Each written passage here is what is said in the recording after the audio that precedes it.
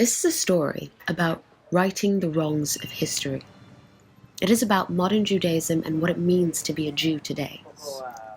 It is the story of crypto-Jews yearning for the religion of their forebears long after the Inquisition and the forced conversion of Jews in Spain.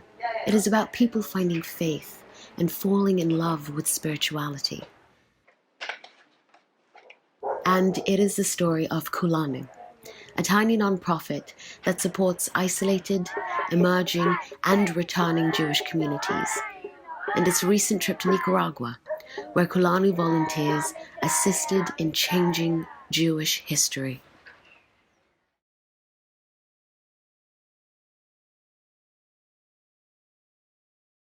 What is a Jew?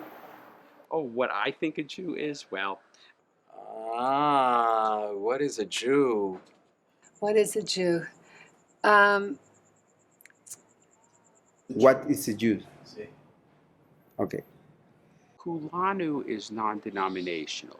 It will teach or present or assist, is a better word, the kind of Judaism that the community is interested in.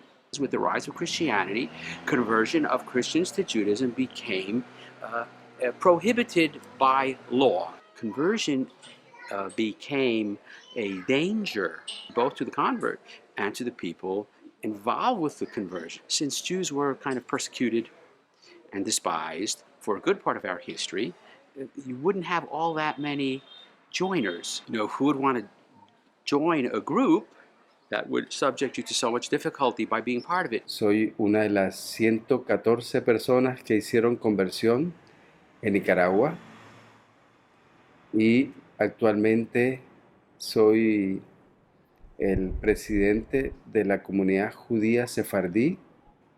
Lógicamente, venimos de familias que fueron forzadas a no guardar la Torá.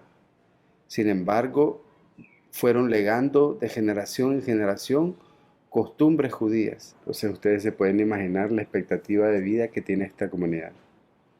Often what happens with these communities is that a younger man who has access to internet will develop an interest and start to reach out and ask questions, and that's how eventually someone will come to Kulanu. It's almost always a younger man.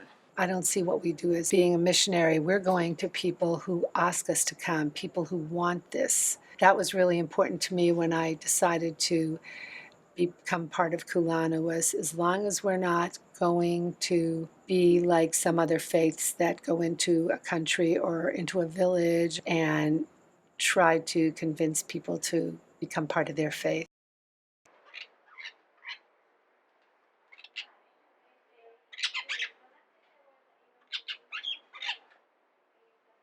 The 4 steps of a traditional conversion.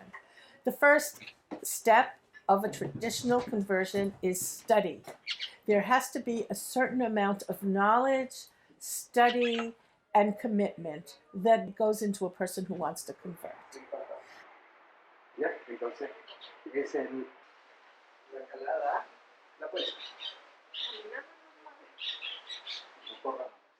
The second step in conversion is that they meet with a Beit Din of rabbis who question them on their sincerity and their knowledge base. These rabbis come from different places in the United States, and they believe in making Jews all over the world. There's all kinds of questions that the Beit Din will ask a family or a person. The families don't know what they're going to be asked. But in your childhood growing up, was there any connection to your ministry to ¿Tenía una conexión con el judaísmo cuando eran jóvenes o no pensaban a eso? Like he started his spiritual quest like quite a while ago. So like little by little he was like studying more and more, and then like Pirkei Avot and everything, he was impressed by Jewish thought and the difference between Jewish thought and the Occidental world. Some of the Orthodox rabbis on the Beit Din are requiring Orthodox norms. They're taking the example, like the particular, and putting it in terms of the universal, like halakha. Some people come in through different ways and have different kinds of practices, and Jewish Arms should be big and wide and accepting of everyone who wants to be part of this. The third step of conversion is circumcision for men. Men need to be circumcised, and for the most part, the men we deal with are circumcised, and they need to go a hatafat dam brit, a small drawing of the blood, which is done with a hemoglobin type needle. You really want to be Jewish if you go through a circumcision in these conditions. It was hot, it was cleanish, but it's not the best of conditions. It's not a hospital, and these guys were going for it.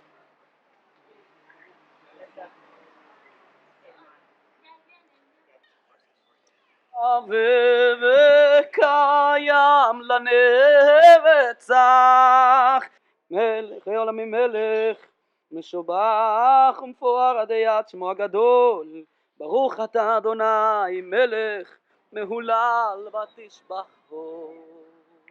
The fourth step in conversion is the mikvah. It's a very spiritual thing to go totally under, and then you come up as a different person.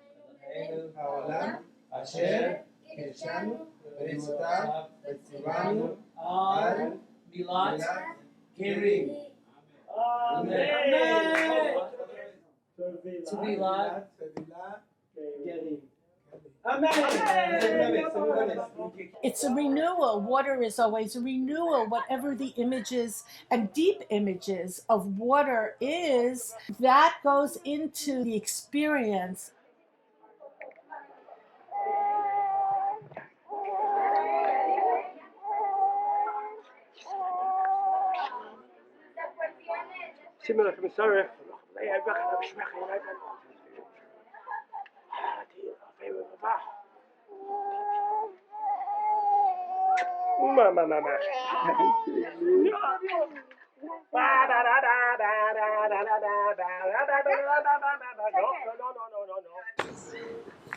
Yamilet Hernández.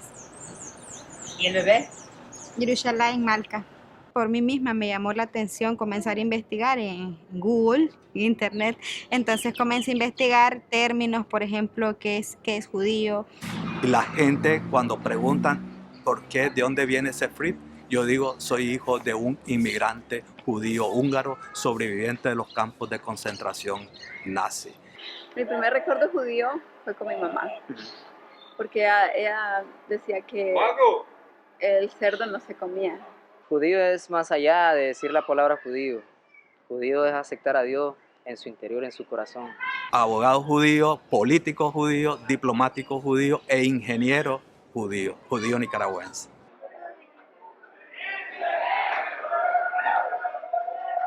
Before they were converted, their soul was Jewish. We all have a soul. Every single human being has a divine spark. It's more than religion. A person who is Jewish, it's not just following this faith. I think one thing that ties us all together is this reverence for the past and tradition.